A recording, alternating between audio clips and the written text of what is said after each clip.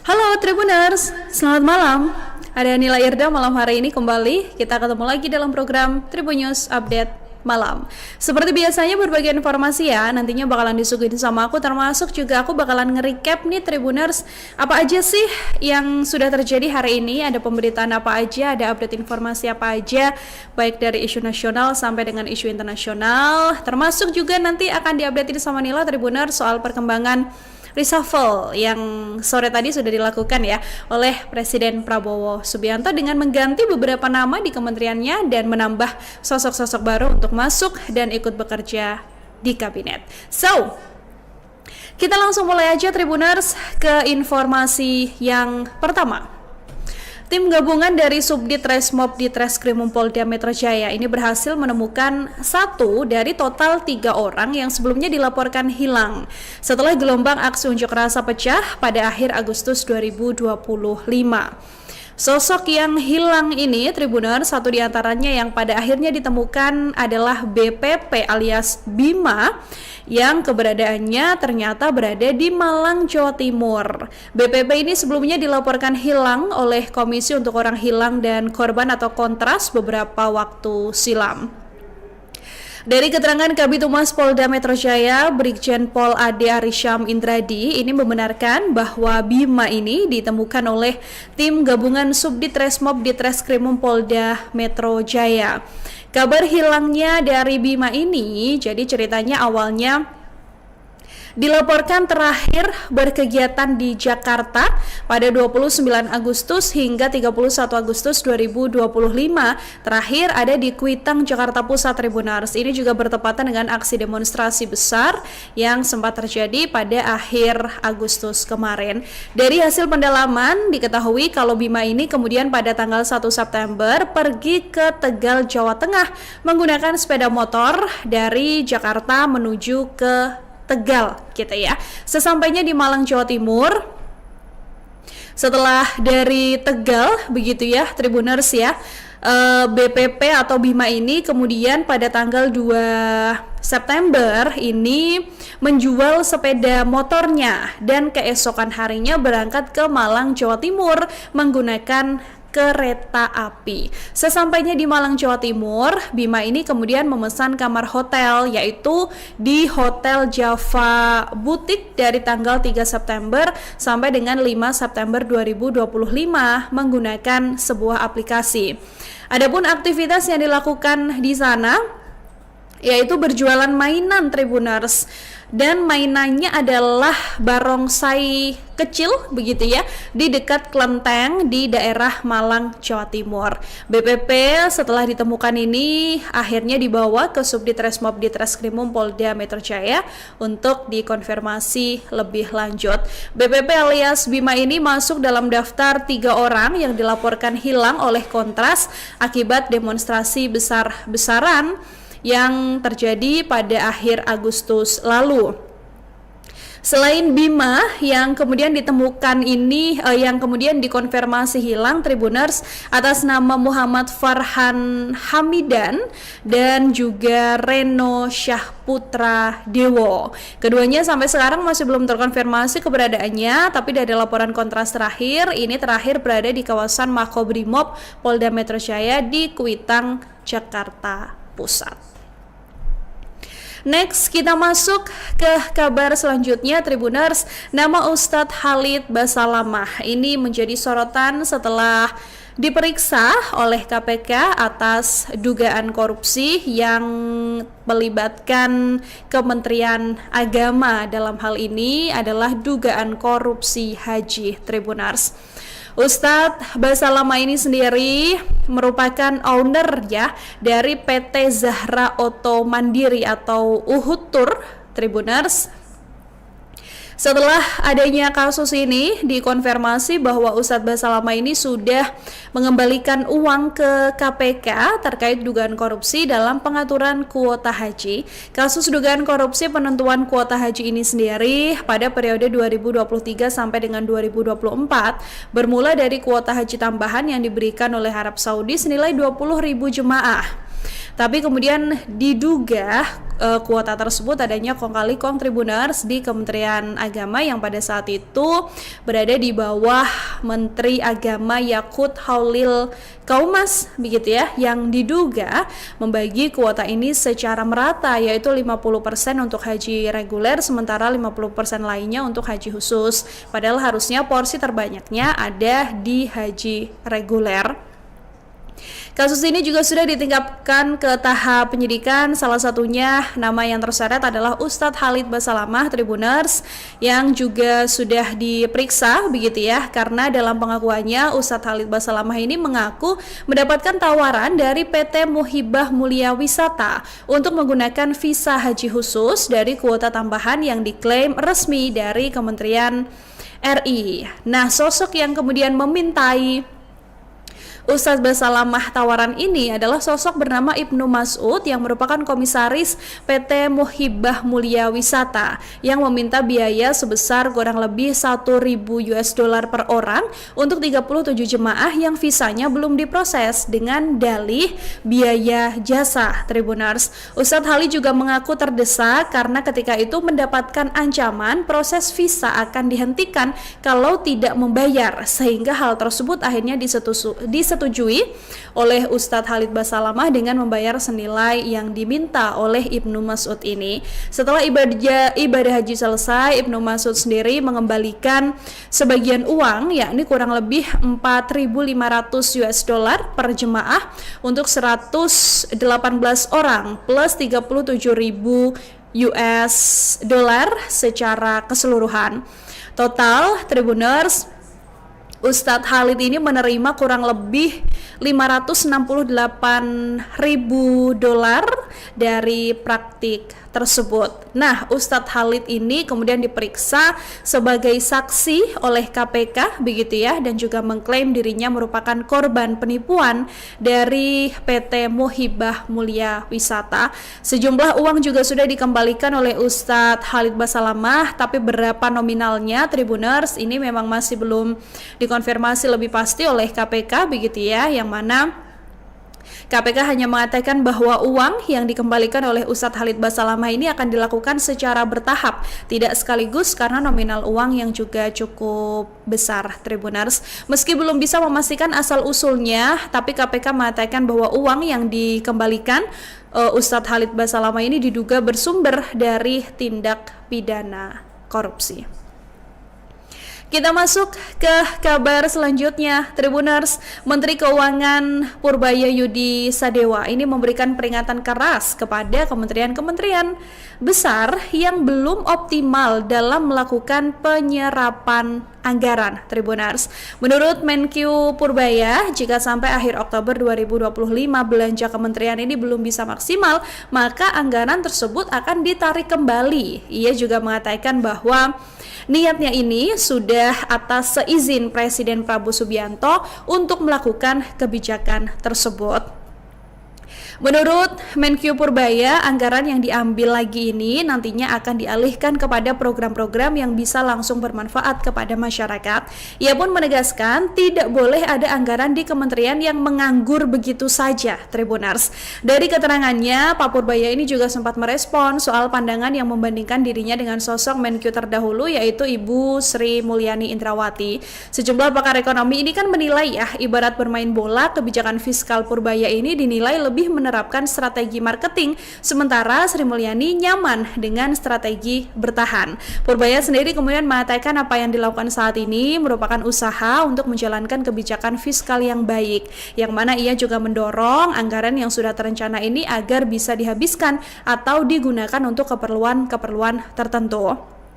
Ia juga kemudian mengatakan bahwa saat ini banyak PR yang kemudian harus dikerjakan, diantaranya adalah gelontoran uang 200 triliun yang sudah dibagikan ke bank-bank himbara, Tribuners.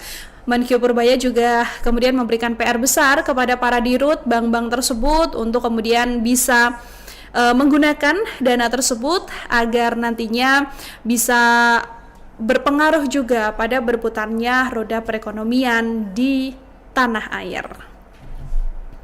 Next, kita masuk ke kabar selanjutnya, Tribuners. Viral kemarin ya, ini adalah Wali Kota Prabu Mulih yang diduga dengan semena-mena memecat atau mencopot Kepala Sekolah SMP Negeri 1 Prabu Mulih karena sempat menegur sang anak yang diduga membawa mobil ke lingkungan sekolah. Perkara Wali Kota Prabu Mulih ini juga merembet panjang karena terakhir KPK mengatakan akan mengecek laporan LHKPN atau laporan harta kekayaan penyelenggara negara yang dilaporkan oleh Wali Kota Prabu Mulih Arlan Tribunars. Pengecekan LKHPN ini sendiri dilakukan KPK setelah Arlan memang viral ya atas pencopotan Kapsek SMP Negeri 1 Prabu Mulih Roni Ardiansyah yang menegur anaknya karena membawa mobil ke lingkungan sekolah. Juru bicara KPK Budi Prasetyo ini mengatakan bahwa pengecekan akan dilakukan untuk memastikan kekayaan dari Arlan sudah sesuai atau belum gitu ya Tribuners ya. Budi juga mengapresiasi masyarakat yang menyoroti harta kekayaan dari Arlan ini. Beliau mengatakan hal tersebut adalah bentuk pelibatan masyarakat dalam upaya pemberantasan korupsi khususnya pada aspek pencegahan. Kalau kita lihat dari laporan LHKPN-nya sendiri yang dilaporkan pada 13 Agustus 2024 Tribuners, total harta kekayaan Arlan ini mencapai 17 miliar rupiah begitu ya, yang mana aset terbesarnya datang dari tanah dan bangunan senilai 5,8 miliar rupiah.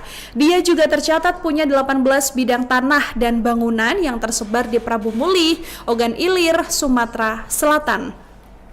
Arlan juga punya alat transportasi dan mesin senilai 4,9 miliar rupiah, yang mana ia juga tercatat memiliki 5 unit truk tronton merek Hino ya. Selain itu ia juga punya truk merek Mitsubishi Colt Diesel yang juga Arlan ini juga punya beberapa kendaraan besar lainnya Tribunars. Tercatat juga Arlan ini punya harta bergerak lain senilai 202 juta rupiah, kas dan setara kas 8 miliar serta utang sebesar 2 miliar rupiah Tribunars. Oke, kita tinggalkan kabar soal Arlan dan kita masuk ke kabar selanjutnya. Salah satu pengakuan cukup mengejutkan ini disampaikan oleh komedian Mongol yang blak-blakan soal pengalaman pahitnya kehilangan uang dalam jumlah besar gara-gara calon gubernur Tribunars.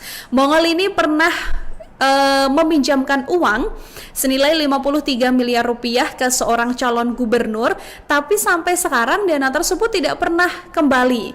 Ketika itu Mongol juga mengaku hancur begitu ya. Hal ini disampaikan oleh Mongol dalam podcastnya bersama dengan Melanie Ricardo pada Selasa 16 September 2025. Meskipun mengaku bahwa dia ditipu dalam jumlah besar, tapi kemudian Mongol memilih untuk mengikhlaskan hal tersebut. Tribunars, Mongol ini mengatakan orang yang meminjam uang darinya ternyata setelah nyalon dari Cagup ini justru terseret kasus korupsi dan ditangkap oleh KPK. Bahkan sempat juga ada sertifikat tanah sebagai jaminan. Sayangnya jaminan tersebut tidak bisa diselesaikan secara hukum. Nggak cuman di situ aja Tribuners, Mongol ini juga sempat dihantui ketakutan karena khawatir ikut terseret kasus hukum tersebut. Pada akhirnya ia kemudian menekankan bahwa dia sudah berdamai dengan pengalaman pahit yang berkaitan soal calon gubernur atau pejabat ini. Mongol juga merasa lebih tenang setelah memilih untuk mengikhlaskan kerugian yang dialaminya, meskipun nominalnya juga cukup besar, yaitu 53 miliar rupiah Tribuners. Hal ini sekaligus menjadi salah satu hal yang diikhlaskan begitu ya, yang juga menjadi pembelajaran besar dari komedian yang juga selebritas ini Tribuners. Oke, kita masuk ke kabar selanjutnya.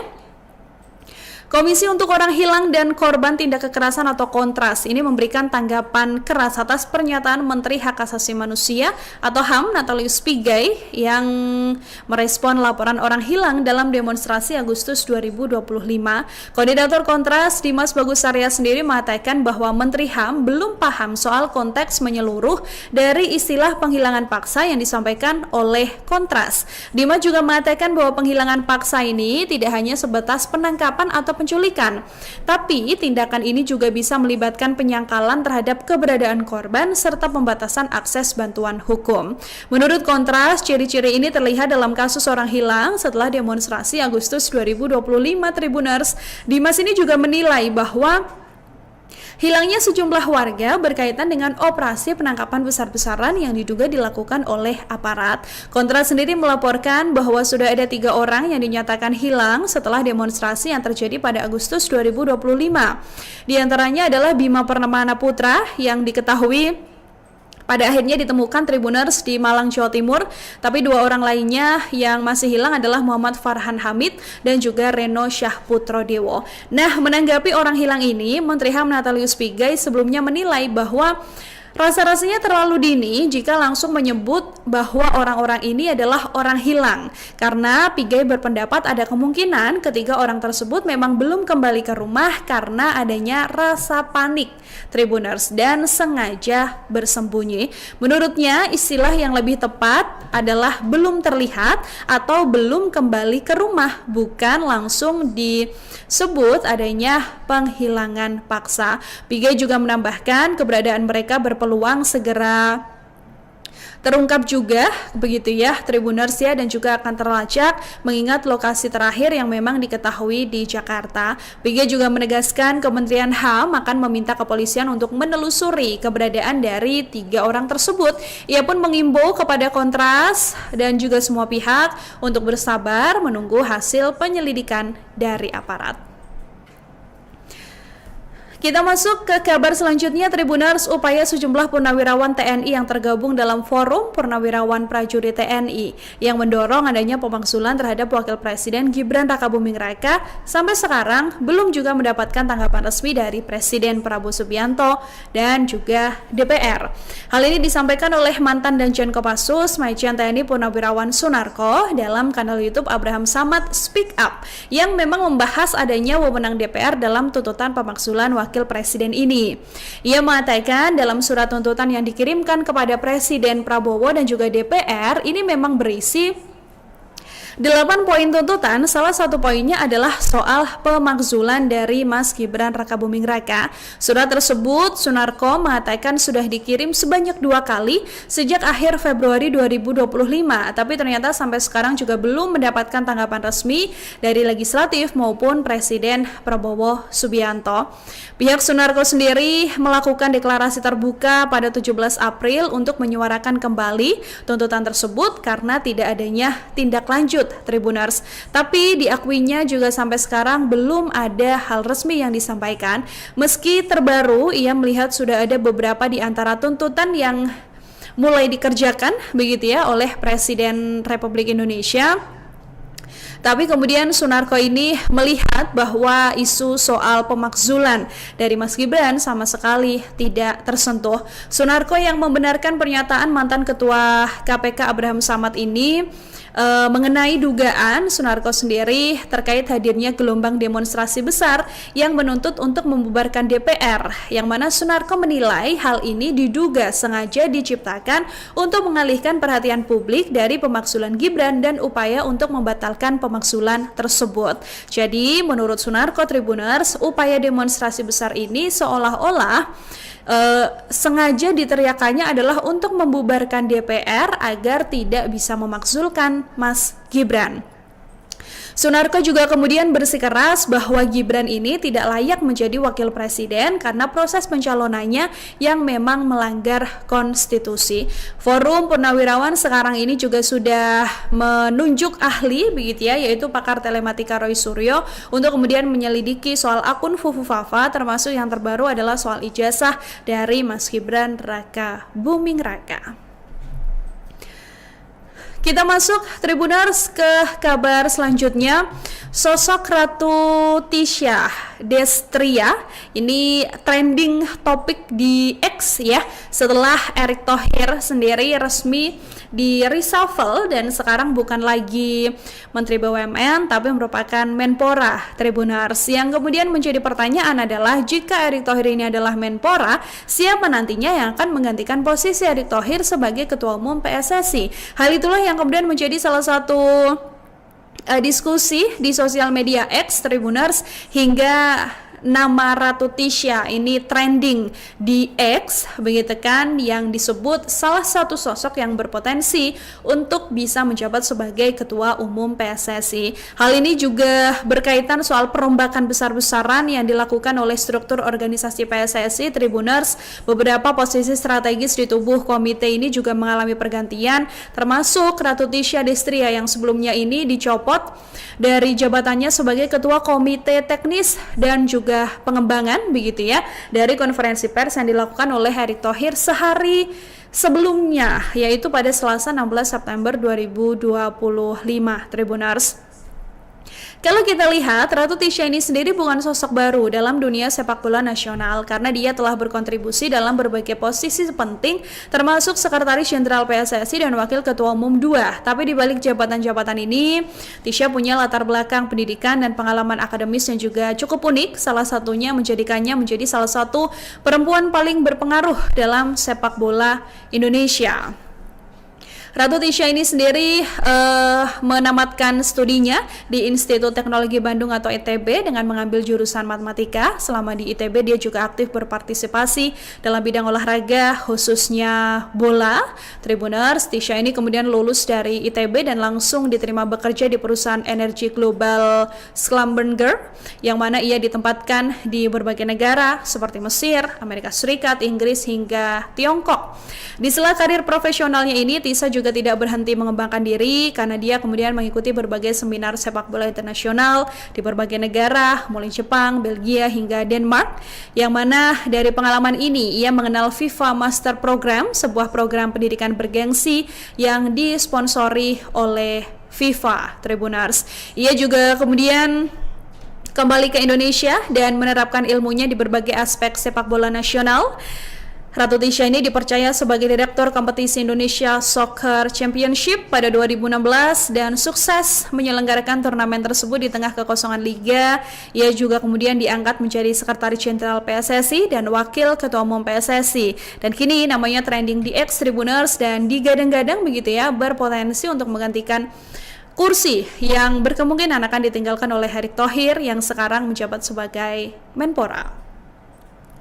Next, kita masuk Tribuners ke kabar selanjutnya. Kepala SMA Pangudi Luhur Santo Yosef Solo, Bruder Yohanes Sudarman, ini membantah bahwa Wakil Presiden Gibran Rakabuming Raka ini adalah lulusan dari sekolahnya. Hal ini disampaikan oleh Yohanes ketika dimintai klarifikasi oleh awak media mengenai tudingan bahwa Mas Gibran ini pernah bersekolah di SMA Santo Yosef Solo, begitu ya. Disampaikan oleh Yohanes bahwa Mas Gibran belum pernah sekolah, bahkan daftar pun juga tidak pernah di SMA Pangudi Luhur Santo Yosef Surakarta.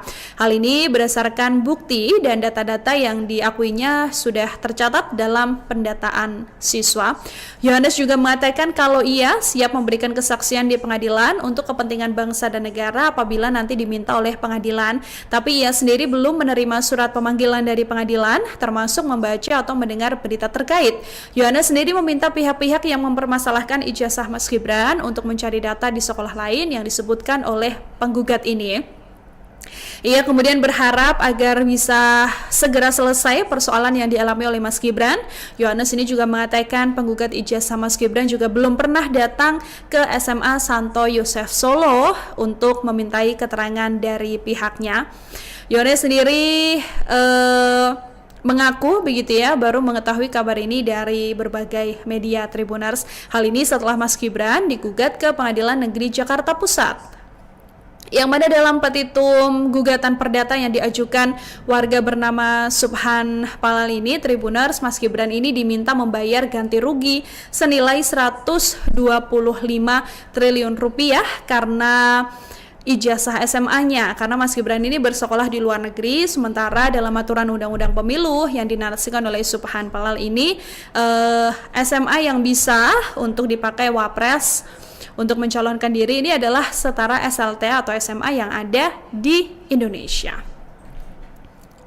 Oke, kita masuk ke kabar terakhir Tribuners. Kita update informasi dari internasional. Tyler Robinson, pelaku penembakan terhadap influencer konservatif yang juga loyalis Presiden Amerika Serikat Donald Trump, yaitu Charlie Kirk, kini resmi didakwa dengan sejumlah pelanggaran berat.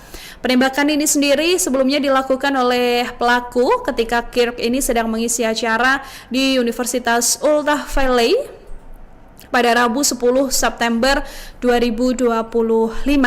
Robinson ini didakwa dengan tuduhan pembunuhan berat, penggunaan senjata api yang mengakibatkan cedera serius, perusakan bukti, penghalangan keadilan, hingga tindak kekerasan di hadapan anak-anak. Yang mana jaksa yang mengurus kasus ini juga menyatakan bahwa pihaknya akan menuntut hukuman mati. Tribuners, Robinson sendiri ditangkap sehari setelah penembakan, yaitu pada Kamis 11 September, yang mana senjata yang dipakai ini juga berpotensi merupakan senjata yang dimiliki oleh Robinson. Tribuners, dari keterangan media setempat kepada orang tuanya, Robinson ini mengaku nekat menembak karena menilai Kirk ini terlalu banyak menyebarkan kebencian.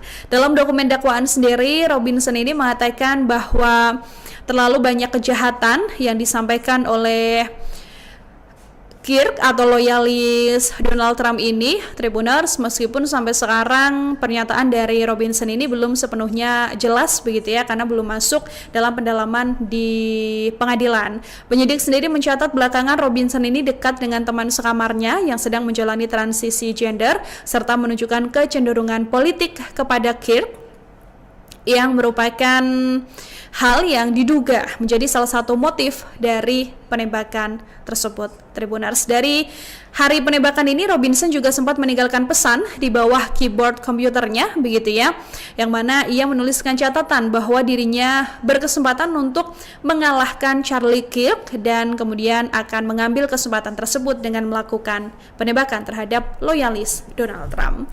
Oke, demikian update informasi kita Tribuners dalam Tribun News update kali ini. Terima kasih banyak sudah membersama Nila Irda. Kita ketemu lagi nanti untuk update informasi lainnya, tapi sekarang waktunya aku untuk pamit undur diri. Terima kasih banyak, selamat malam, selamat istirahat Tribuners, bye-bye. Download Tribun X sekarang, menghadirkan lokal menjadi Indonesia.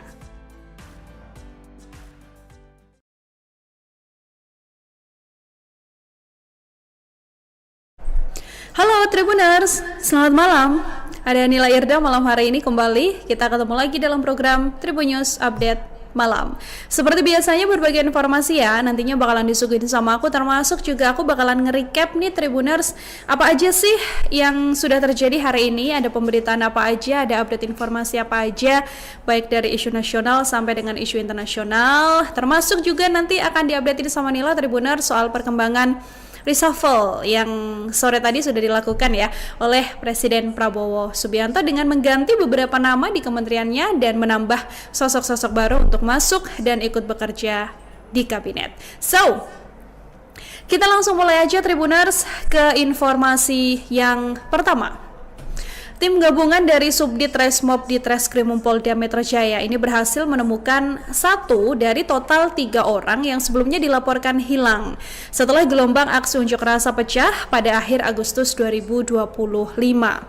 Sosok yang hilang ini Tribuners, satu diantaranya yang pada akhirnya ditemukan adalah BPP alias Bima yang keberadaannya ternyata berada di Malang, Jawa Timur. BPP ini sebelumnya dilaporkan hilang oleh Komisi untuk Orang Hilang dan Korban atau Kontras beberapa waktu silam.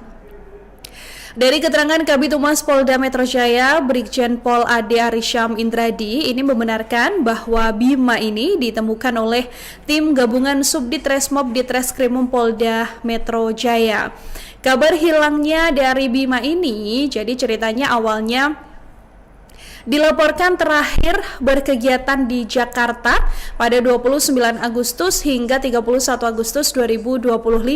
Terakhir ada di Kuitang, Jakarta Pusat Tribuners. Ini juga bertepatan dengan aksi demonstrasi besar yang sempat terjadi pada akhir Agustus kemarin. Dari hasil pendalaman diketahui kalau Bima ini kemudian pada tanggal 1 September pergi ke Tegal, Jawa Tengah menggunakan sepeda motor dari Jakarta menuju ke Tegal gitu ya. Sesampainya di Malang, Jawa Timur, setelah dari Tegal begitu ya Tribuners ya, BPP atau Bima ini kemudian pada tanggal 2 September ini menjual sepeda motornya dan keesokan harinya berangkat ke Malang, Jawa Timur menggunakan kereta api. Sesampainya di Malang, Jawa Timur, Bima ini kemudian memesan kamar hotel yaitu di Hotel Java Butik dari tanggal 3 September sampai dengan 5 September 2025 menggunakan sebuah aplikasi. Adapun aktivitas yang dilakukan di sana yaitu berjualan mainan Tribuners, dan mainannya adalah barongsai kecil begitu ya di dekat Klenteng di daerah Malang, Jawa Timur. BPP setelah ditemukan ini akhirnya dibawa ke Subdit Resmob Ditreskrimum Polda Metro Jaya untuk dikonfirmasi lebih lanjut. BPP alias Bima ini masuk dalam daftar 3 orang yang dilaporkan hilang oleh Kontras akibat demonstrasi besar-besaran yang terjadi pada akhir Agustus lalu. Selain Bima yang kemudian ditemukan ini, yang kemudian dikonfirmasi hilang Tribuners atas nama Muhammad Farhan Hamidan dan juga Reno Syahputra Dewo. Keduanya sampai sekarang masih belum terkonfirmasi keberadaannya, tapi dari laporan Kontras terakhir, ini terakhir berada di kawasan Makobrimob Polda Metro Jaya di Kuitang, Jakarta Pusat. Next, kita masuk ke kabar selanjutnya Tribuners. Nama Ustadz Khalid Basalamah ini menjadi sorotan setelah diperiksa oleh KPK atas dugaan korupsi yang melibatkan Kementerian Agama. Dalam hal ini adalah dugaan korupsi haji Tribuners. Ustadz Basalamah ini sendiri merupakan owner ya dari PT Zahra Auto Mandiri atau Uhud Tour Tribuners. Setelah adanya kasus ini dikonfirmasi bahwa Ustadz Basalamah ini sudah mengembalikan uang ke KPK terkait dugaan korupsi dalam pengaturan kuota haji. Kasus dugaan korupsi penentuan kuota haji ini sendiri pada periode 2023 sampai dengan 2024 bermula dari kuota haji tambahan yang diberikan oleh Arab Saudi senilai 20.000 jemaah.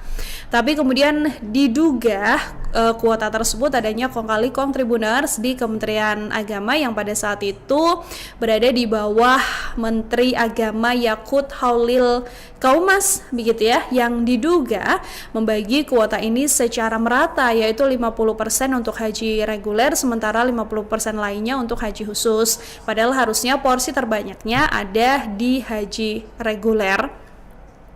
Kasus ini juga sudah ditingkatkan ke tahap penyidikan, salah satunya nama yang terseret adalah Ustadz Khalid Basalamah Tribuners yang juga sudah diperiksa begitu ya, karena dalam pengakuannya Ustadz Khalid Basalamah ini mengaku mendapatkan tawaran dari PT Muhibah Mulia Wisata untuk menggunakan visa haji khusus dari kuota tambahan yang diklaim resmi dari Kementerian RI. Nah, sosok yang kemudian memintai Ustadz Basalamah tawaran ini adalah sosok bernama Ibnu Mas'ud yang merupakan komisaris PT Muhibah Mulia Wisata yang meminta biaya sebesar kurang lebih 1.000 US dollar per orang untuk 37 jemaah yang visanya belum diproses dengan dalih biaya jasa Tribuners. Ustadz Khalid juga mengaku terdesak karena ketika itu mendapatkan ancaman proses visa akan dihentikan kalau tidak membayar, sehingga hal tersebut akhirnya disetujui oleh Ustadz Khalid Basalamah dengan membayar senilai yang diminta oleh Ibnu Mas'ud ini. Setelah ibadah haji selesai, Ibnu Mas'ud sendiri mengembalikan sebagian uang, yakni kurang lebih 4.500 US dollar per jemaah untuk 118 orang plus 37.000 US dollar secara keseluruhan.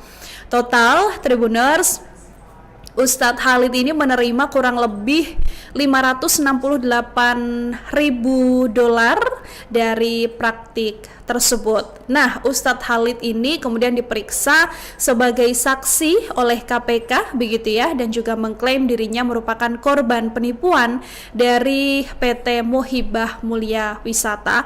Sejumlah uang juga sudah dikembalikan oleh Ustadz Khalid Basalamah, tapi berapa nominalnya Tribuners ini memang masih belum dikonfirmasi lebih pasti oleh KPK begitu ya, yang mana KPK hanya mengatakan bahwa uang yang dikembalikan oleh Ustadz Khalid Basalamah ini akan dilakukan secara bertahap, tidak sekaligus karena nominal uang yang juga cukup besar, Tribuners. Meski belum bisa memastikan asal-usulnya, tapi KPK mengatakan bahwa uang yang dikembalikan Ustadz Khalid Basalamah ini diduga bersumber dari tindak pidana korupsi. Kita masuk ke kabar selanjutnya, Tribuners. Menteri Keuangan Purbaya Yudi Sadewa ini memberikan peringatan keras kepada kementerian-kementerian besar yang belum optimal dalam melakukan penyerapan anggaran, Tribuners. Menurut Menkyu Purbaya, jika sampai akhir Oktober 2025 belanja kementerian ini belum bisa maksimal, maka anggaran tersebut akan ditarik kembali. Ia juga mengatakan bahwa niatnya ini sudah atas seizin Presiden Prabowo Subianto untuk melakukan kebijakan tersebut.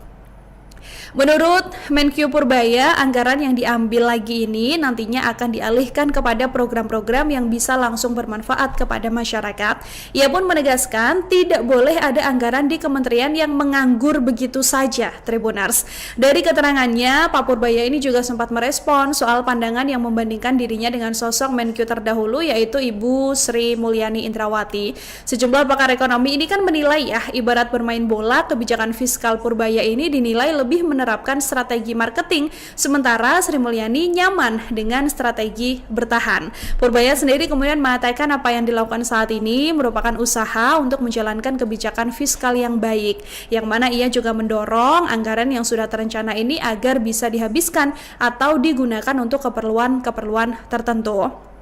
Ia juga kemudian mengatakan bahwa saat ini banyak PR yang kemudian harus dikerjakan, diantaranya adalah gelontoran uang 200 triliun yang sudah dibagikan ke bank-bank himbara, Tribuners. Menkyu Purbaya juga kemudian memberikan PR besar kepada para dirut bank-bank tersebut untuk kemudian bisa menggunakan dana tersebut agar nantinya bisa berpengaruh juga pada berputarnya roda perekonomian di tanah air. Next, kita masuk ke kabar selanjutnya, Tribuners. Viral kemarin ini adalah Wali Kota Prabu Mulih yang diduga dengan semena-mena memecat atau mencopot Kepala Sekolah SMP Negeri 1 Prabu Mulih karena sempat menegur sang anak yang diduga membawa mobil ke lingkungan sekolah. Perkara Wali Kota Prabu Mulih ini juga merembet panjang karena terakhir KPK mengatakan akan mengecek laporan LHKPN atau laporan harta kekayaan penyelenggara negara yang dilaporkan oleh Wali Kota Prabu Mulih Arlan, Tribuners. Pengecekan LKHPN ini sendiri dilakukan KPK setelah Arlan memang viral atas pencopotan Kapsek SMP Negeri 1 Prabu Mulih Roni Ardiansyah yang menegur anaknya karena membawa mobil ke lingkungan sekolah. Juru bicara KPK Budi Prasetyo ini mengatakan bahwa pengecekan akan dilakukan untuk memastikan kekayaan dari Arlan sudah sesuai atau belum gitu ya, Tribuners ya. Budi juga mengapresiasi masyarakat yang menyoroti harta kekayaan dari Arlan ini. Beliau mengatakan hal tersebut adalah bentuk pelibatan masyarakat dalam upaya pemberantasan korupsi, khususnya pada aspek pencegahan. Kalau kita lihat dari laporan LHKPN-nya sendiri yang dilaporkan pada 13 Agustus 2024, Tribuners, total harta kekayaan Arlan ini mencapai 17 miliar rupiah begitu ya, yang mana aset terbesarnya datang dari tanah dan bangunan senilai 5,8 miliar rupiah. Dia juga tercatat punya 18 bidang tanah dan bangunan yang tersebar di Prabu Mulih, Ogan Ilir, Sumatera Selatan. Arlan juga punya alat transportasi dan mesin senilai 4,9 miliar rupiah, yang mana ia juga tercatat memiliki 5 unit truk tronton merek Hino ya. Selain itu ia juga punya truk merek Mitsubishi Colt Diesel yang juga Arlan ini juga punya beberapa kendaraan besar lainnya, Tribuners. Tercatat juga Arlan ini punya harta bergerak lain senilai 202 juta rupiah, kas dan setara kas 8 miliar serta utang sebesar 2 miliar rupiah, Tribuners. Oke, kita tinggalkan kabar soal Arlan.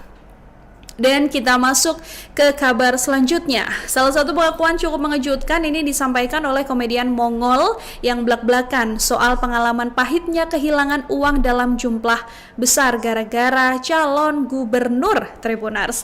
Mongol ini pernah meminjamkan uang senilai 53 miliar rupiah ke seorang calon gubernur, tapi sampai sekarang dana tersebut tidak pernah kembali. Ketika itu Mongol juga mengaku hancur, begitu ya. Hal ini disampaikan oleh Mongol dalam podcastnya bersama dengan Melanie Ricardo pada Selasa 16 September 2025.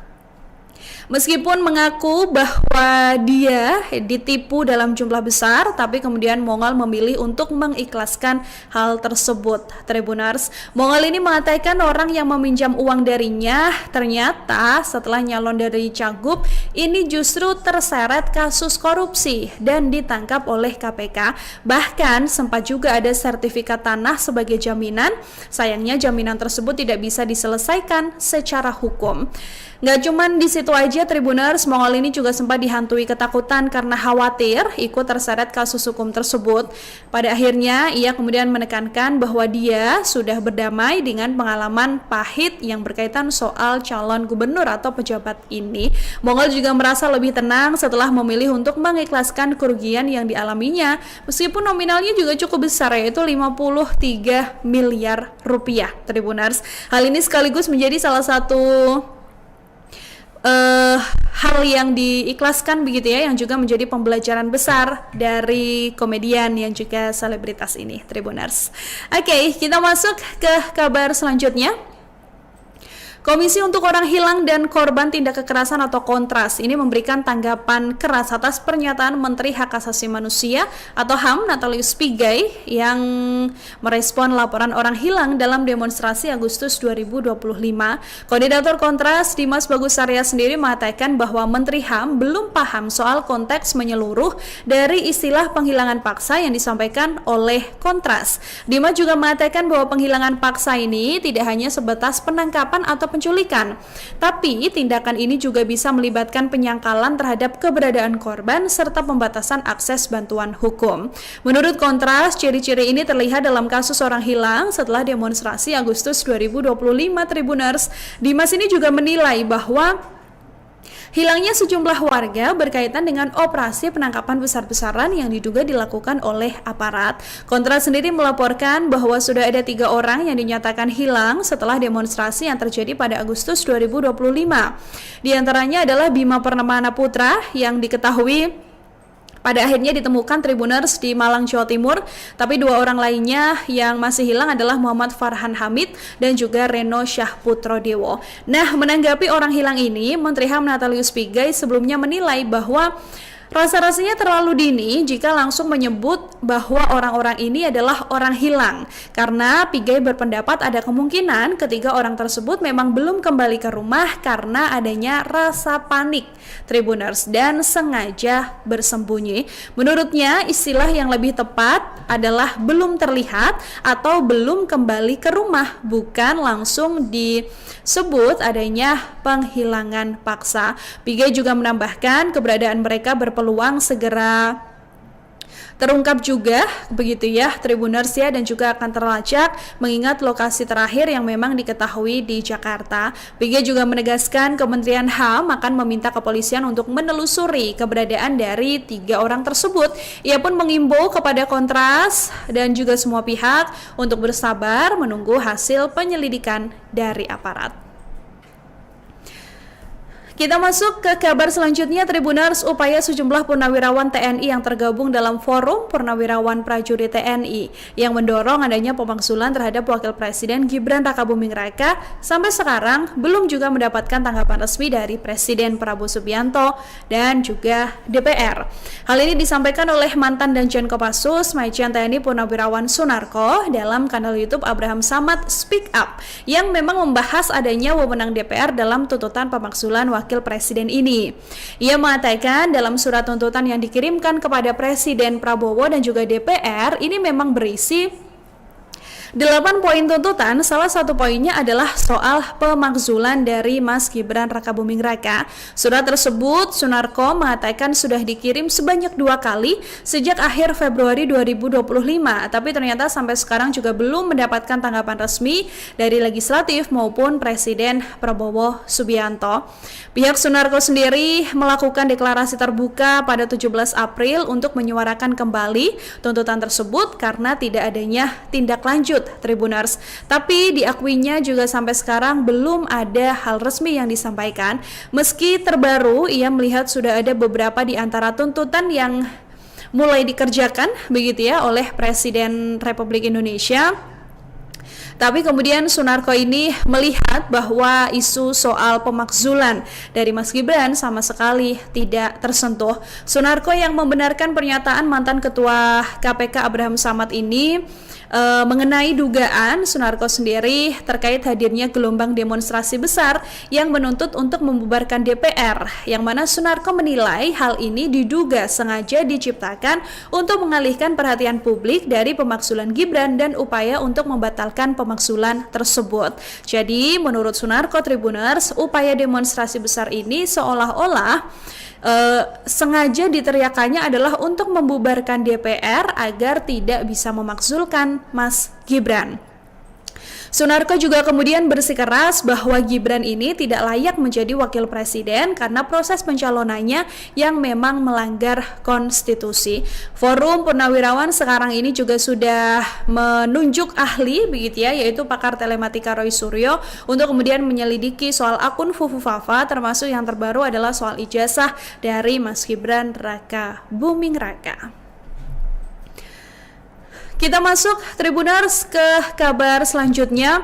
Sosok Ratu Tisha Destria ini trending topik di X ya, setelah Erick Thohir sendiri resmi di reshuffle dan sekarang bukan lagi Menteri BUMN tapi merupakan Menpora. Tribuners, yang kemudian menjadi pertanyaan adalah, jika Erick Thohir ini adalah Menpora, siapa nantinya yang akan menggantikan posisi Erick Thohir sebagai Ketua Umum PSSI? Hal itulah yang kemudian menjadi salah satu diskusi di sosial media X Tribuners, hingga nama Ratu Tisha ini trending di X begitu kan, yang disebut salah satu sosok yang berpotensi untuk bisa menjabat sebagai Ketua Umum PSSI. Hal ini juga berkaitan soal perombakan besar-besaran yang dilakukan oleh struktur organisasi PSSI Tribuners. Beberapa posisi strategis di tubuh komite ini juga mengalami pergantian, termasuk Ratu Tisha Destria yang sebelumnya ini dicopot dari jabatannya sebagai Ketua Komite Teknis dan juga Pengembangan begitu ya, dari konferensi pers yang dilakukan oleh Erick Thohir sehari sebelumnya, yaitu pada Selasa 16 September 2025 Tribuners. Kalau kita lihat, Ratu Tisha ini sendiri bukan sosok baru dalam dunia sepak bola nasional karena dia telah berkontribusi dalam berbagai posisi penting, termasuk Sekretaris Jenderal PSSI dan Wakil Ketua Umum 2. Tapi di balik jabatan-jabatan ini, Tisha punya latar belakang pendidikan dan pengalaman akademis yang juga cukup unik, salah satunya menjadikannya menjadi salah satu perempuan paling berpengaruh dalam sepak bola Indonesia. Ratu Tisha ini sendiri menamatkan studinya di Institut Teknologi Bandung atau ITB dengan mengambil jurusan matematika. Selama di ITB dia juga aktif berpartisipasi dalam bidang olahraga, khususnya bola. Tribuners, Tisha ini kemudian lulus dari ITB dan langsung diterima bekerja di perusahaan energi global Schlumberger, yang mana ia ditempatkan di berbagai negara seperti Mesir, Amerika Serikat, Inggris hingga Tiongkok. Di sela karir profesionalnya ini, Tisha juga tidak berhenti mengembangkan diri karena dia kemudian mengikuti berbagai seminar sepak bola internasional di berbagai negara, mulai Jepang, Belgia hingga Denmark, yang mana dari pengalaman ini ia mengenal FIFA Master Program, sebuah program pendidikan bergengsi yang disponsori oleh FIFA. Tribuners, ia juga kemudian kembali ke Indonesia dan menerapkan ilmunya di berbagai aspek sepak bola nasional.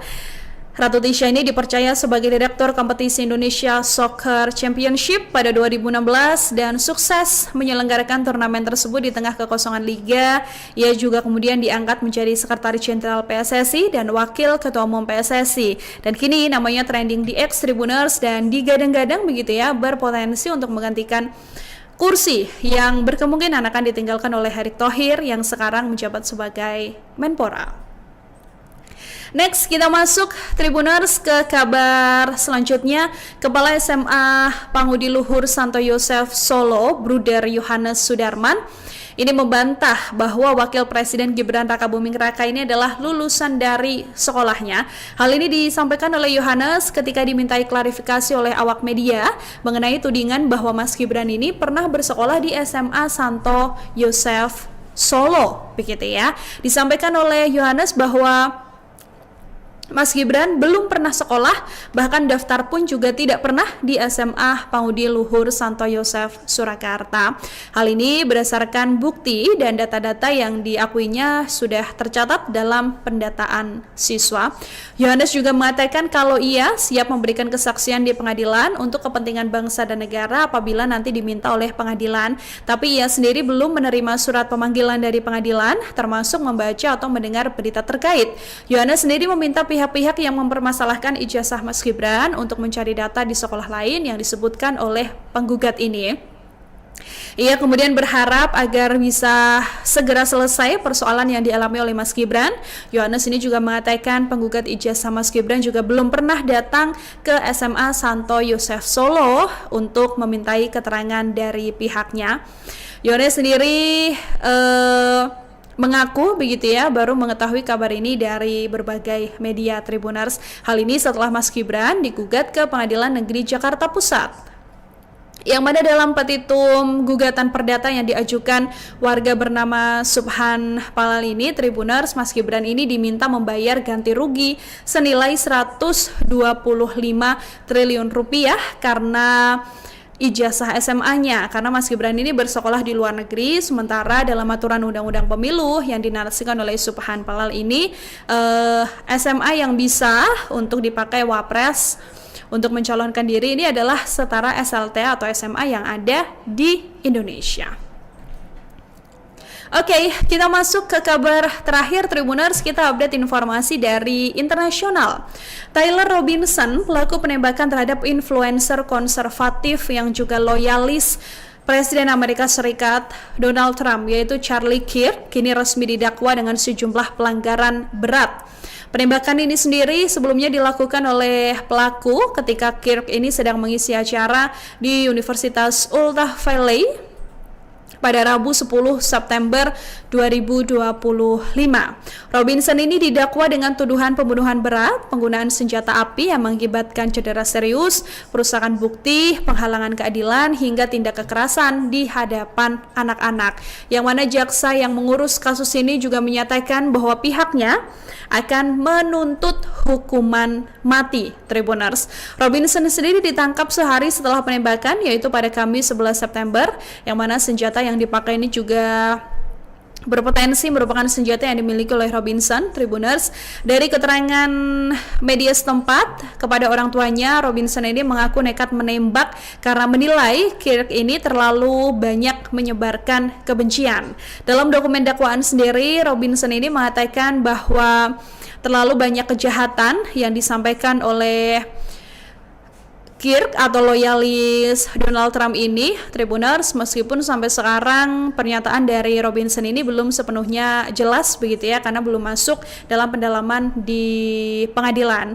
Penyidik sendiri mencatat belakangan Robinson ini dekat dengan teman sekamarnya yang sedang menjalani transisi gender serta menunjukkan kecenderungan politik kepada Kirk, yang merupakan hal yang diduga menjadi salah satu motif dari penembakan tersebut. Tribuners, dari hari penembakan ini Robinson juga sempat meninggalkan pesan di bawah keyboard komputernya begitu ya, yang mana ia menuliskan catatan bahwa dirinya berkesempatan untuk mengalahkan Charlie Kirk dan kemudian akan mengambil kesempatan tersebut dengan melakukan penembakan terhadap loyalis Donald Trump. Oke, demikian update informasi kita Tribuners dalam Tribun News update kali ini. Terima kasih banyak sudah membersamai Nila Irda. Kita ketemu lagi nanti untuk update informasi lainnya, tapi sekarang waktunya aku untuk pamit undur diri. Terima kasih banyak, selamat malam, selamat istirahat Tribuners, bye-bye. Download Tribun X sekarang, menghadirkan lokal menjadi Indonesia.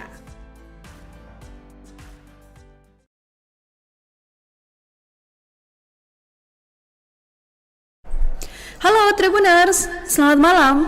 Ada Nila Irda malam hari ini kembali. Kita ketemu lagi dalam program Tribun News Update Malam.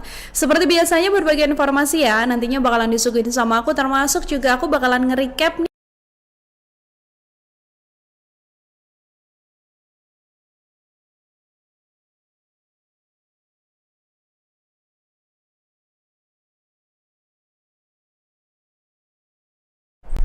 Halo Tribuners, selamat malam.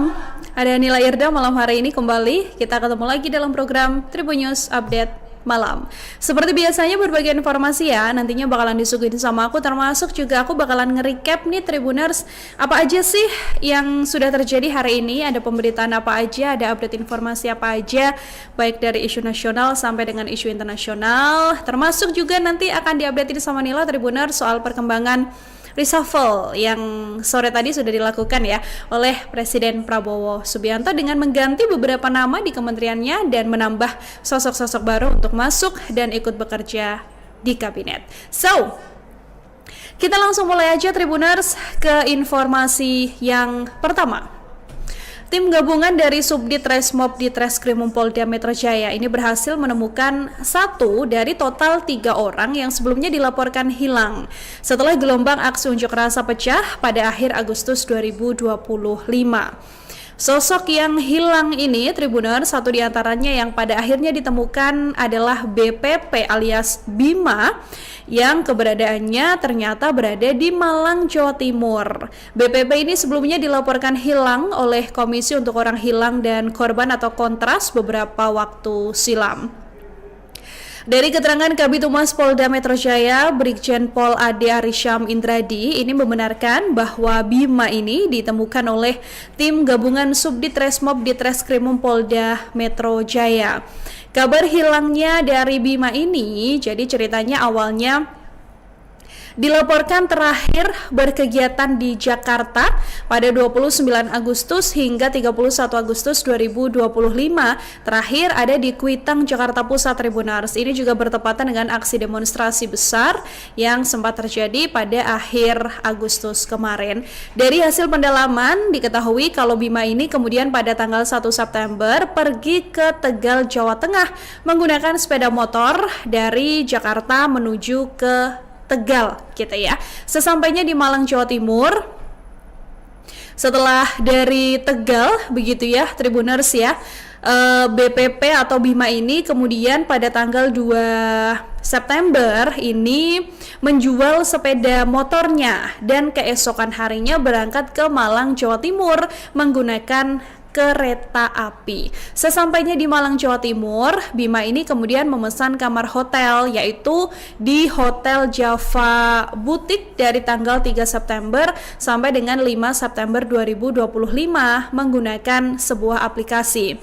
Adapun aktivitas yang dilakukan di sana yaitu berjualan mainan Tribuners, dan mainannya adalah barongsai kecil begitu ya di dekat Klenteng di daerah Malang, Jawa Timur. BPP setelah ditemukan ini akhirnya dibawa ke Subdit Resmob di Treskrimum Polda Metro Jaya untuk dikonfirmasi lebih lanjut.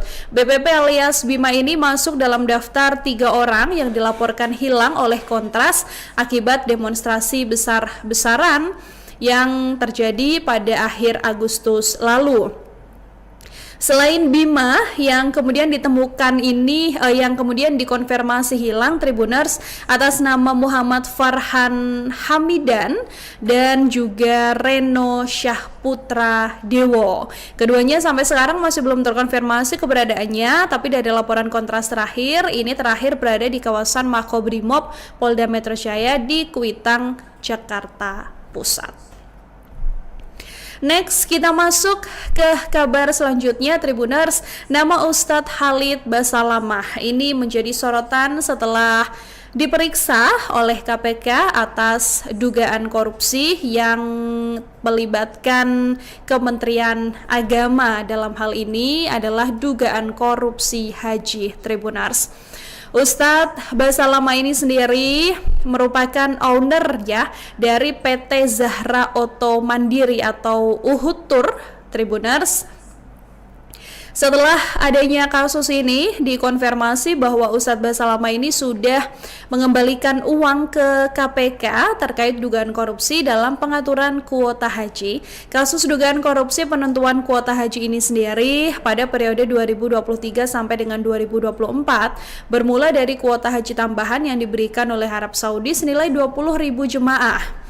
Tapi kemudian diduga kuota tersebut adanya kong kali kong Tribuners di Kementerian Agama yang pada saat itu berada di bawah Menteri Agama Yakut Haulil Kaumas begitu ya, yang diduga membagi kuota ini secara merata, yaitu 50% untuk haji reguler sementara 50% lainnya untuk haji khusus. Padahal harusnya porsi terbanyaknya ada di haji reguler. Kasus ini juga sudah ditingkatkan ke tahap penyidikan, salah satunya nama yang terseret adalah Ustadz Khalid Basalamah Tribuners yang juga sudah diperiksa begitu ya, karena dalam pengakuannya Ustadz Khalid Basalamah ini mengaku mendapatkan tawaran dari PT Muhibah Mulia Wisata untuk menggunakan visa haji khusus dari kuota tambahan yang diklaim resmi dari Kementerian RI. Nah, sosok yang kemudian memintai Ustadz Basalamah tawaran ini adalah sosok bernama Ibnu Mas'ud yang merupakan komisaris PT Muhibah Mulia Wisata yang meminta biaya sebesar kurang lebih 1.000 US dollar per orang untuk 37 jemaah yang visanya belum diproses dengan dalih biaya jasa Tribuners. Ustadz Khalid juga mengaku terdesak karena ketika itu mendapatkan ancaman proses visa akan dihentikan kalau tidak membayar, sehingga hal tersebut akhirnya disetujui oleh Ustadz Khalid Basalamah dengan membayar senilai yang diminta oleh Ibnu Mas'ud ini. Setelah ibadah haji selesai, Ibnu Mas'ud sendiri mengembalikan sebagian uang, yakni kurang lebih 4.500 US dollar per jemaah untuk 118 orang plus 37.000 US dollar secara keseluruhan. Total Tribuners, Ustadz Khalid ini menerima kurang lebih 568.000 dolar dari praktik tersebut. Nah, Ustadz Khalid ini kemudian diperiksa sebagai saksi oleh KPK begitu ya, dan juga mengklaim dirinya merupakan korban penipuan dari PT Muhibah Mulia Wisata. Sejumlah uang juga sudah dikembalikan oleh Ustadz Khalid Basalamah, tapi berapa nominalnya Tribuners ini memang masih belum dikonfirmasi lebih pasti oleh KPK begitu ya, yang mana KPK hanya mengatakan bahwa uang yang dikembalikan oleh Ustadz Khalid Basalamah ini akan dilakukan secara bertahap, tidak sekaligus karena nominal uang yang juga cukup besar Tribuners. Meski belum bisa memastikan asal-usulnya, tapi KPK mengatakan bahwa uang yang dikembalikan Ustadz Khalid Basalamah ini diduga bersumber dari tindak pidana korupsi. Kita masuk ke kabar selanjutnya, Tribuners. Menteri Keuangan Purbaya Yudi Sadewa ini memberikan peringatan keras kepada kementerian-kementerian besar yang belum optimal dalam melakukan penyerapan anggaran, Tribuners. Menurut Menkyu Purbaya, jika sampai akhir Oktober 2025 belanja kementerian ini belum bisa maksimal, maka anggaran tersebut akan ditarik kembali. Ia juga mengatakan bahwa niatnya ini sudah atas seizin Presiden Prabowo Subianto untuk melakukan kebijakan tersebut. Menurut Menkyu Purbaya, anggaran yang diambil lagi ini nantinya akan dialihkan kepada program-program yang bisa langsung bermanfaat kepada masyarakat. Ia pun menegaskan tidak boleh ada anggaran di kementerian yang menganggur begitu saja, Tribuners. Dari keterangannya, Pak Purbaya ini juga sempat merespon soal pandangan yang membandingkan dirinya dengan sosok Menkyu terdahulu, yaitu Ibu Sri Mulyani Indrawati. Sejumlah pakar ekonomi ini kan menilai ya, ibarat bermain bola, kebijakan fiskal Purbaya ini dinilai lebih menerapkan strategi marketing, sementara Sri Mulyani nyaman dengan strategi bertahan. Purbaya sendiri kemudian mengatakan apa yang dilakukan saat ini merupakan usaha untuk menjalankan kebijakan fiskal yang baik, yang mana ia juga mendorong anggaran yang sudah terencana ini agar bisa dihabiskan atau digunakan untuk keperluan-keperluan tertentu. Ia juga kemudian mengatakan bahwa saat ini banyak PR yang kemudian harus dikerjakan, diantaranya adalah gelontoran uang 200 triliun yang sudah dibagikan ke bank-bank himbara, Tribuners. Menkyu Purbaya juga kemudian memberikan PR besar kepada para dirut bank-bank tersebut untuk kemudian bisa menggunakan dana tersebut agar nantinya bisa berpengaruh juga pada berputarnya roda perekonomian di tanah air.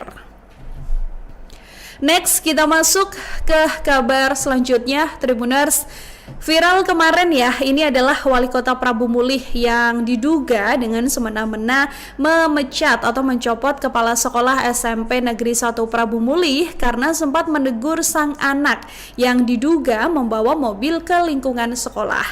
Perkara Wali Kota Prabu Mulih ini juga merembet panjang karena terakhir KPK mengatakan akan mengecek laporan LHKPN atau laporan harta kekayaan penyelenggara negara yang dilaporkan oleh Wali Kota Prabu Mulih Arlan, Tribuners. Pengecekan LKHPN ini sendiri dilakukan KPK setelah Arlan memang viral ya atas pencopotan Kapsek SMP Negeri 1 Prabu Mulih Roni Ardiansyah yang menegur anaknya karena membawa mobil ke lingkungan sekolah. Juru bicara KPK Budi Prasetyo ini mengatakan bahwa pengecekan akan dilakukan untuk memastikan kekayaan dari Arlan sudah sesuai atau belum gitu ya, Tribuners ya. Budi juga mengapresiasi masyarakat yang menyoroti harta kekayaan dari Arlan ini. Beliau mengatakan hal tersebut adalah bentuk pelibatan masyarakat dalam upaya pemberantasan korupsi khususnya pada aspek pencegahan. Kalau kita lihat dari laporan LHKPN-nya sendiri yang dilaporkan pada 13 Agustus 2024 Tribuners, total harta kekayaan Arlan ini mencapai 17 miliar rupiah begitu ya, yang mana aset terbesarnya datang dari tanah dan bangunan senilai 5,8 miliar rupiah. Dia juga tercatat punya 18 bidang tanah dan bangunan yang tersebar di Prabu Mulih, Ogan Ilir, Sumatera Selatan. Arlan juga punya alat transportasi dan mesin senilai 4,9 miliar rupiah, yang mana ia juga tercatat memiliki 5 unit truk tronton merek Hino ya. Selain itu ia juga punya truk merek Mitsubishi Colt Diesel yang juga Arlan ini juga punya beberapa kendaraan besar lainnya, Tribuners. Tercatat juga Arlan ini punya harta bergerak lain senilai 202 juta rupiah, kas dan setara kas 8 miliar serta utang sebesar 2 miliar rupiah, Tribuners. Oke, kita tinggalkan kabar soal Arlan dan kita masuk ke kabar selanjutnya. Salah satu pengakuan cukup mengejutkan ini disampaikan oleh komedian Mongol yang blak-blakan soal pengalaman pahitnya kehilangan uang dalam jumlah besar gara-gara calon gubernur, Tribuners. Mongol ini pernah meminjamkan uang senilai 53 miliar rupiah ke seorang calon gubernur, tapi sampai sekarang dana tersebut tidak pernah kembali. Ketika itu Mongol juga mengaku hancur begitu ya. Hal ini disampaikan oleh Mongol dalam podcastnya bersama dengan Melanie Ricardo pada Selasa 16 September 2025. Meskipun mengaku bahwa dia ditipu dalam jumlah besar, tapi kemudian Mongol memilih untuk mengikhlaskan hal tersebut, Tribuners. Mongol ini mengatakan orang yang meminjam uang darinya ternyata setelah nyalon dari Cagup ini justru terseret kasus korupsi dan ditangkap oleh KPK. Bahkan sempat juga ada sertifikat tanah sebagai jaminan. Sayangnya jaminan tersebut tidak bisa diselesaikan secara hukum. Nggak cuman di situ aja, Tribuners, Mongol ini juga sempat dihantui ketakutan karena khawatir ikut terseret kasus hukum tersebut. Pada akhirnya ia kemudian menekankan bahwa dia sudah berdamai dengan pengalaman pahit yang berkaitan soal calon gubernur atau pejabat ini. Mongol juga merasa lebih tenang setelah memilih untuk mengikhlaskan kerugian yang dialaminya, meskipun nominalnya juga cukup besar, yaitu 53 miliar rupiah, Tribuners. Hal ini sekaligus menjadi salah satu hal yang diikhlaskan begitu ya, yang juga menjadi pembelajaran besar dari komedian yang juga selebritas ini, Tribuners. Oke, kita masuk ke kabar selanjutnya. Komisi untuk Orang Hilang dan Korban Tindak Kekerasan atau Kontras ini memberikan tanggapan keras atas pernyataan Menteri Hak Asasi Manusia atau HAM Natalius Pigai yang merespon laporan orang hilang dalam demonstrasi Agustus 2025. Koordinator Kontras Dimas Bagus Arya sendiri mengatakan bahwa Menteri HAM belum paham soal konteks menyeluruh dari istilah penghilangan paksa yang disampaikan oleh Kontras. Dimas juga mengatakan bahwa penghilangan paksa ini tidak hanya sebatas penangkapan atau penculikan, tapi tindakan ini juga bisa melibatkan penyangkalan terhadap keberadaan korban serta pembatasan akses bantuan hukum. Menurut Kontras, ciri-ciri ini terlihat dalam kasus orang hilang setelah demonstrasi Agustus 2025 Tribuners. Dimas ini juga menilai bahwa hilangnya sejumlah warga berkaitan dengan operasi penangkapan besar-besaran yang diduga dilakukan oleh aparat. Kontras sendiri melaporkan bahwa sudah ada 3 orang yang dinyatakan hilang setelah demonstrasi yang terjadi pada Agustus 2025. Di antaranya adalah Bima Permana Putra yang diketahui pada akhirnya ditemukan Tribuners di Malang, Jawa Timur, tapi 2 orang lainnya yang masih hilang adalah Muhammad Farhan Hamid dan juga Reno Syahputro Dewo. Nah, menanggapi orang hilang ini, Menteri HAM Natalius Pigai sebelumnya menilai bahwa rasa-rasanya terlalu dini jika langsung menyebut bahwa orang-orang ini adalah orang hilang, karena Pigai berpendapat ada kemungkinan ketiga orang tersebut memang belum kembali ke rumah karena adanya rasa panik Tribuners dan sengaja bersembunyi. Menurutnya, istilah yang lebih tepat adalah belum terlihat atau belum kembali ke rumah, bukan langsung disebut adanya penghilangan paksa. Pigai juga menambahkan keberadaan mereka berpeluang segera terungkap juga, begitu ya Tribuners ya, dan juga akan terlacak mengingat lokasi terakhir yang memang diketahui di Jakarta. Pigai juga menegaskan Kementerian HAM akan meminta kepolisian untuk menelusuri keberadaan dari 3 orang tersebut. Ia pun mengimbau kepada Kontras dan juga semua pihak untuk bersabar menunggu hasil penyelidikan dari aparat. Kita masuk ke kabar selanjutnya, Tribuners. Upaya sejumlah purnawirawan TNI yang tergabung dalam Forum Purnawirawan Prajurit TNI yang mendorong adanya pemakzulan terhadap Wakil Presiden Gibran Rakabuming Raka sampai sekarang belum juga mendapatkan tanggapan resmi dari Presiden Prabowo Subianto dan juga DPR. Hal ini disampaikan oleh mantan Danjen Kopassus Majen TNI Purnawirawan Sunarko dalam kanal YouTube Abraham Samad Speak Up yang memang membahas adanya wewenang DPR dalam tuntutan pemakzulan Wakil Presiden ini. Ia mengatakan dalam surat tuntutan yang dikirimkan kepada Presiden Prabowo dan juga DPR ini memang berisi 8 poin tuntutan. Salah satu poinnya adalah soal pemakzulan dari Mas Gibran Rakabuming Raka. Surat tersebut Sunarko mengatakan sudah dikirim sebanyak 2 kali sejak akhir Februari 2025, tapi ternyata sampai sekarang juga belum mendapatkan tanggapan resmi dari legislatif maupun Presiden Prabowo Subianto. Pihak Sunarko sendiri melakukan deklarasi terbuka pada 17 April untuk menyuarakan kembali tuntutan tersebut karena tidak adanya tindak lanjut Tribuners. Tapi diakuinya juga sampai sekarang belum ada hal resmi yang disampaikan.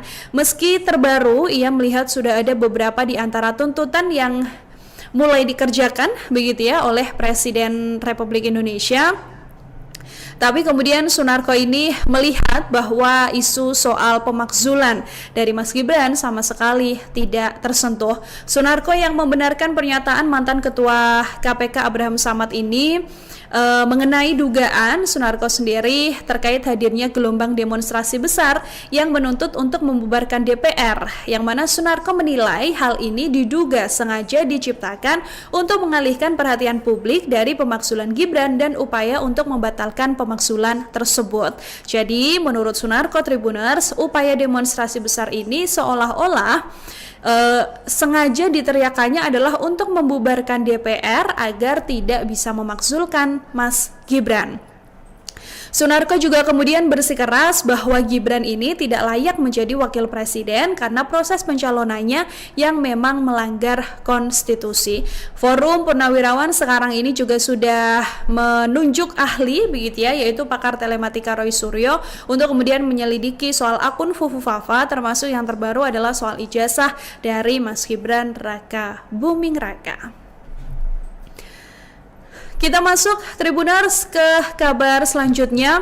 Sosok Ratu Tisha Destria ini trending topik di X ya, setelah Erick Thohir sendiri resmi di reshuffle dan sekarang bukan lagi Menteri BUMN tapi merupakan Menpora Tribuners. Yang kemudian menjadi pertanyaan adalah, jika Erick Thohir ini adalah Menpora, siapa nantinya yang akan menggantikan posisi Erick Thohir sebagai Ketua Umum PSSI? Hal itulah yang kemudian menjadi salah satu diskusi di sosial media X Tribuners, hingga nama Ratu Tisha ini trending di X, begitu kan, yang disebut salah satu sosok yang berpotensi untuk bisa menjabat sebagai Ketua Umum PSSI. Hal ini juga berkaitan soal perombakan besar-besaran yang dilakukan oleh struktur organisasi PSSI Tribuners.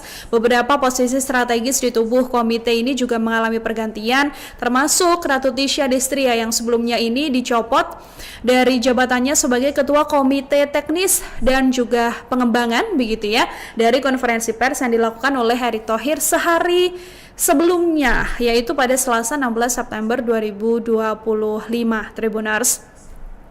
Kalau kita lihat, Ratu Tisha ini sendiri bukan sosok baru dalam dunia sepak bola nasional, karena dia telah berkontribusi dalam berbagai posisi penting, termasuk Sekretaris Jenderal PSSI dan Wakil Ketua Umum 2. Tapi di balik jabatan-jabatan ini, Tisha punya latar belakang pendidikan dan pengalaman akademis yang juga cukup unik, salah satunya menjadikannya menjadi salah satu perempuan paling berpengaruh dalam sepak bola Indonesia. Ratu Tisha ini sendiri menamatkan studinya di Institut Teknologi Bandung atau ITB dengan mengambil jurusan matematika. Selama di ITB dia juga aktif berpartisipasi dalam bidang olahraga, khususnya bola.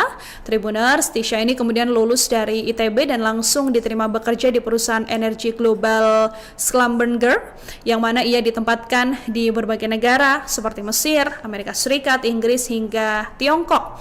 Di sela karir profesionalnya ini, Tisha juga tidak berhenti mengembangkan diri, karena dia kemudian mengikuti berbagai seminar sepak bola internasional di berbagai negara, mulai Jepang, Belgia hingga Denmark, yang mana dari pengalaman ini ia mengenal FIFA Master Program, sebuah program pendidikan bergengsi yang disponsori oleh FIFA Tribuners.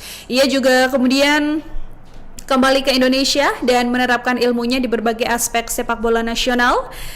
Ratu Tisha ini dipercaya sebagai Direktur Kompetisi Indonesia Soccer Championship pada 2016 dan sukses menyelenggarakan turnamen tersebut di tengah kekosongan liga. Ia juga kemudian diangkat menjadi Sekretaris Jenderal PSSI dan Wakil Ketua Umum PSSI. Dan kini namanya trending di X Tribuners dan digadang-gadang begitu ya, berpotensi untuk menggantikan kursi yang berkemungkinan akan ditinggalkan oleh Erick Thohir yang sekarang menjabat sebagai Menpora. Next, kita masuk Tribuners ke kabar selanjutnya. Kepala SMA Pangudi Luhur Santo Yosef Solo, Bruder Yohanes Sudarman, ini membantah bahwa Wakil Presiden Gibran Rakabuming Raka ini adalah lulusan dari sekolahnya. Hal ini disampaikan oleh Yohanes ketika dimintai klarifikasi oleh awak media mengenai tudingan bahwa Mas Gibran ini pernah bersekolah di SMA Santo Yosef Solo, begitu ya. Disampaikan oleh Yohanes bahwa Mas Gibran belum pernah sekolah, bahkan daftar pun juga tidak pernah di SMA Pangudi Luhur Santo Yosef Surakarta. Hal ini berdasarkan bukti dan data-data yang diakuinya sudah tercatat dalam pendataan siswa. Yohanes juga mengatakan kalau ia siap memberikan kesaksian di pengadilan untuk kepentingan bangsa dan negara apabila nanti diminta oleh pengadilan. Tapi ia sendiri belum menerima surat pemanggilan dari pengadilan, termasuk membaca atau mendengar berita terkait. Yohanes sendiri meminta pihak-pihak yang mempermasalahkan ijazah Mas Gibran untuk mencari data di sekolah lain yang disebutkan oleh penggugat ini. Ia kemudian berharap agar bisa segera selesai persoalan yang dialami oleh Mas Gibran. Yohanes ini juga mengatakan penggugat ijazah Mas Gibran juga belum pernah datang ke SMA Santo Yosef Solo untuk memintai keterangan dari pihaknya. Yohanes sendiri mengaku begitu ya, baru mengetahui kabar ini dari berbagai media Tribuners. Hal ini setelah Mas Gibran digugat ke Pengadilan Negeri Jakarta Pusat, yang mana dalam petitum gugatan perdata yang diajukan warga bernama Subhan Palal ini, Tribuners, Mas Gibran ini diminta membayar ganti rugi senilai 125 triliun rupiah karena ijazah SMA-nya karena Mas Gibran ini bersekolah di luar negeri, sementara dalam aturan Undang-Undang Pemilu yang dinarasikan oleh Subhan Palal ini SMA yang bisa untuk dipakai Wapres untuk mencalonkan diri ini adalah setara SLT atau SMA yang ada di Indonesia. Oke, kita masuk ke kabar terakhir Tribuners, kita update informasi dari internasional. Tyler Robinson, pelaku penembakan terhadap influencer konservatif yang juga loyalis Presiden Amerika Serikat Donald Trump, yaitu Charlie Kirk, kini resmi didakwa dengan sejumlah pelanggaran berat. Penembakan ini sendiri sebelumnya dilakukan oleh pelaku ketika Kirk ini sedang mengisi acara di Universitas Utah Valley pada Rabu. Download Tribun X sekarang, menghadirkan lokal menjadi Indonesia.